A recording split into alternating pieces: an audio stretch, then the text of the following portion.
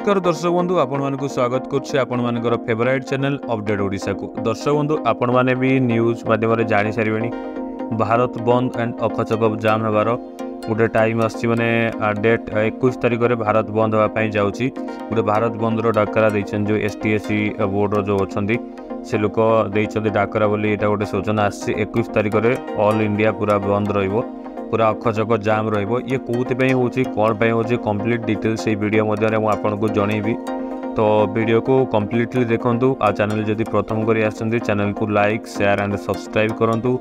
Side रे थिया bell icon को दबाई ऑल नोटिफिकेशन भी ऑन कर दियंतु। दर्शक बंधु आज आम जानिबा कि कोन पई भारत बंद होची, ये कोन रीजन कोन कोउथि पई होची, ये डिटेल्स आपण ए वीडियो रे आपण जानि परिबे। दर्शक बंधु आपण मैंने तो देखिए मुझे गोटे आर्टिकल देखी जो थे कि भारत बंद विषय डिटेल्स सब लिखाई। तो आपन को बिल्कुल प्ले करके देखा। दर्शक बंधु आपण मैंने देखुए भारत बंद अखचक जाम। तो आपण मैंने देखुए जो सारा देशवासी आसी एक बड़ खबर। संरक्षण को नहीं हो हल्ला चली बेले यार भितर आसी एक गुरुत्वपूर्ण खबर। दर्शक बंधु आपड़ जानते संरक्षण को लेकिन सुप्रीम कोर्ट निष्पत्ति विरोध में आसंता 21 तारिख में भारत बंद डाकरा दि जाए। माने जो एसटीएससी का जो सीट रिजर्व होता से सीट उठी जापर जोटा आप संरक्षण जो अच्छी ताको सुप्रीम कोर्ट उठेदेला जो 21 तारिख में गोटे भारत बंद डाकरा दि जाए। को सफल करने लगी अनुसूचित और जनजाति वर्ग पक्षर आह्वान करा उत्तर प्रदेश दाऊदनगर जलसेचन विभाग डाक बंगला अनुसूचित जाति समाज वरिष्ठ नागरिकों को नहीं एक बैठक आयोजित होईछि। बंद पालन समय संपूर्ण रूपे चक बंद रही किपरि सफल करा से नहीं बैठक में आलोचना होईछि। दर्शक बंधु पूरा चक बंद रही माने गाड़ी चलनी। जदि आपंकर गुरुत्वपूर्ण काम किसी अच्छी तो आप काम को कंप्लीट कर दिंतु बहुत जल्दी, जो थे कि माने आपन को 21 तारिख दिन ये सब असुविधा जमी न हुए।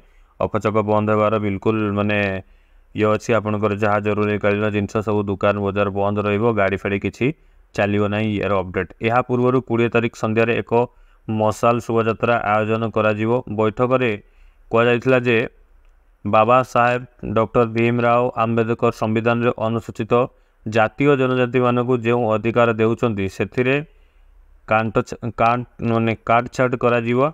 अनुचित मैंने से काटछाट करने कथा नुह। ये जो एसटीएससी का जो संरक्षण चलता सेटा हूँ आम डॉक्टर भीमराव आंबेडकर सर संविधान माने करते। तो यहाँ रहा दरकार या माने काटछाट करिया किसी माने ये अनुचित बोली सीधा माने बोर्डर जी प्रेसिडेंट सी कहते।